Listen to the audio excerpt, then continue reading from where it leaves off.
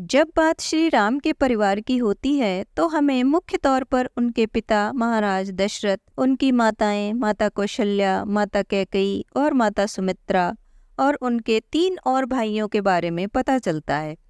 पर हम आज रामायण के एक ऐसे अनसुने किरदार के बारे में बात करेंगे जिनके बारे में बहुत कम लोग ही जानते होंगे। ये है श्री राम की बड़ी बहन देवी शांता। नमस्कार दोस्तों, स्वागत है आपका हमारे चैनल वन स्टॉप स्टोरीज में। स्वागतम। कैसे हैं आप? आशा करती हूँ आप बहुत अच्छे होंगे। तो आप लोग समझ ही गए होंगे कि आज हम बात करने वाले हैं श्री राम की बड़ी बहन देवी शांता और एक ऐसे ऋषि की जिनका श्री राम के प्राकट्य में प्रमुख योगदान रहा है। इन ऋषि और देवी शांता के मध्य क्या विशेष रिश्ता था, जानने के लिए बने रहिए वीडियो के अंत तक। महाराजा दशरथ एक प्रतापी राजा थे। सूर्यकुल के राजवंशी महाराज दशरथ की अयोध्या देवलोक से कम नहीं जान पड़ती थी। चौड़ी सड़कें, खुले मैदान, बगीचे, हृदय को आनंद देने वाले पोखर, सुखी प्रजा, विश्वासपात्र मंत्री, सुंदर सुशील आज्ञाकारी पत्नियां और अनेकों ऐश्वर्य महाराज दशरथ की अयोध्या में सब कुछ था।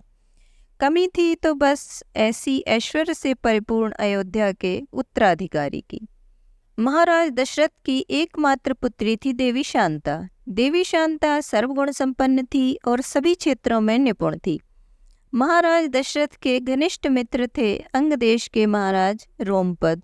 उनकी भार्या यानी पत्नी देवी वर्षिणी महारानी कौशल्या की बहन थी।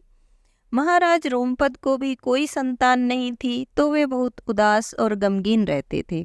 उन्होंने शांता को गोद लेने की इच्छा व्यक्त की। महाराज दशरथ धर्मात्मा थे, दयालु थे। उनके लिए अपनों का दुख अपने दुख से ऊपर था। तो महाराज दशरथ ने अपने पुत्री मोह का त्याग करते हुए अपनी इकलौती पुत्री शांता को अपने घनिष्ठ मित्र महाराज रोमपद को सौंप दिया। इस प्रकार देवी शांता अंग देश की राजकुमारी बनी। एक बार महाराज रोमपद अपनी पुत्री शांता से वार्तालाप कर रहे थे और उस समय एक ब्राह्मण अपनी व्यथा सुनाने महाराज के पास आया। महाराज उस ब्राह्मण की याचना सुन नहीं पाए और ब्राह्मण देव रुष्ट होकर उन्हें श्राप देकर चले गए। श्राप के फलस्वरूप अंग देश में भीषण सूखा पड़ गया। अब महाराज अपनी प्रजा के सुख हेतु इस श्राप का निवारण ढूंढने निकले। उनके गुरुओं ने उन्हें बताया कि यदि किसी ऐसे महापुरुष के चरण इस धरती पर पड़ें जिन्होंने कभी किसी स्त्री का मुख न देखा हो तो अंग देश में वर्षा होने लगेगी। किंतु ऐसे किसी भी व्यक्ति को ढूंढना अत्यंत कठिन था जिसने आज तक किसी भी स्त्री का मुख न देखा हो, क्योंकि हर बालक जन्म लेते ही अपनी माता का चेहरा तो देखता ही है। लेकिन कुछ समय बाद महाराज रोमपद को ज्ञात होता है कि श्रृंग नाम के एक ऋषि हैं जिनका जन्म एक हिरणी के गर्भ से हुआ है और उन्होंने कभी किसी स्त्री का मुख नहीं देखा। ऋषि श्रृंग को अंग देश लाया जाता है और उनके चरण अंग देश की सीमा में पड़ते ही श्राप टूट जाता है और वर्षा होने लगती है।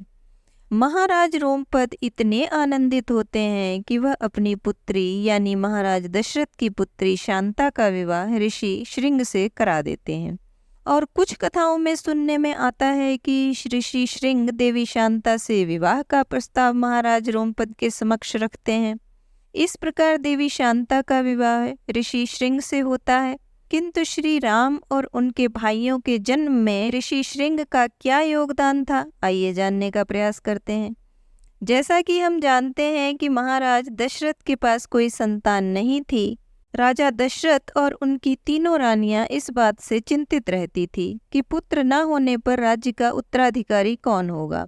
इनकी चिंता दूर करने के लिए ऋषि वशिष्ठ सलाह देते हैं कि आप अपने दामाद ऋषि श्रृंग से पुत्र कामेष्ठी यज्ञ करवाएं। ऋषि श्रृंग एक पुण्य आत्मा थे। वह जहाँ पर पैर रख देते थे वहाँ यश ही यश फैलता था। पहले तो श्रृंग ऋषि ने इस यज्ञ को करने से मना कर दिया, लेकिन देवी शांता के कहने पर ही वे राजा दशरथ के लिए पुत्रेष्ठी यज्ञ करने को तैयार हुए।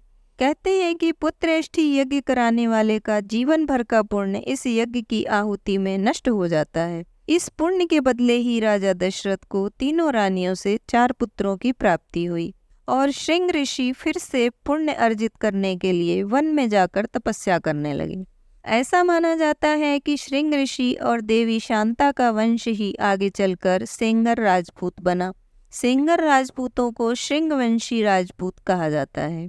तो यह थी आज की कहानी। उम्मीद करती हूँ आपको पसंद आई होगी। पसंद आई हो तो लाइक, कमेंट एंड शेयर करें और चैनल को सब्सक्राइब करके बेल आइकन प्रेस करना ना भूलें, ताकि आने वाली हर वीडियो का नोटिफिकेशन आपको मिल सके। तो कल फिर मिलते हैं किसी कहानी या जानकारी के साथ। तब तक खुश रहें, खुशियाँ बांटें, अपनों का साथ और प्यार आपको हमेशा मिलता रहे। Thanks for watching.